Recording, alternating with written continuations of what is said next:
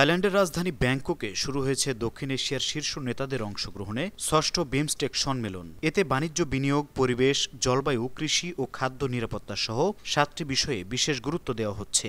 BIMSTEC young generation ফোরামের মূল প্রবন্ধ পাঠ করেন প্রধান উপদেষ্টা ডক্টর মোহাম্মদ ইউনূস। তরুণদের প্রতি 3-0 পৃথিবী গড়ার আহ্বান জানান তিনি।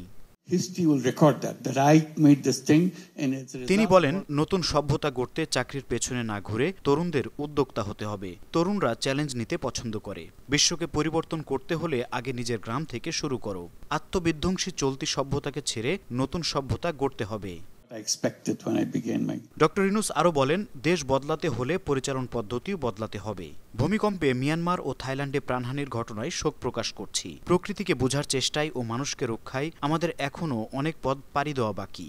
বাংলাদেশও ভূমিকম্পের ঝুঁকির মধ্যে আছে। সৌভাগ্যবশত আমাদের এখনও এই ধরনের ট্র্যাজেডির মুখোমুখি হতে হয়নি। বিমস্টেক সম্মেলনে যোগ দিতে সকালে থাইল্যান্ড পৌঁছান প্রধান উপদেষ্টা। বিমানবন্দরে তাকে স্বাগত জানান থাইল্যান্ডের মন্ত্রী জিরাপর্ন সহ বিমস্টেকের শীর্ষ কর্মকর্তারা।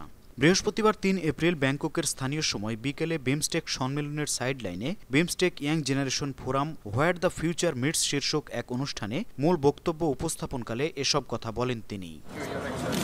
News desk, 52 TV.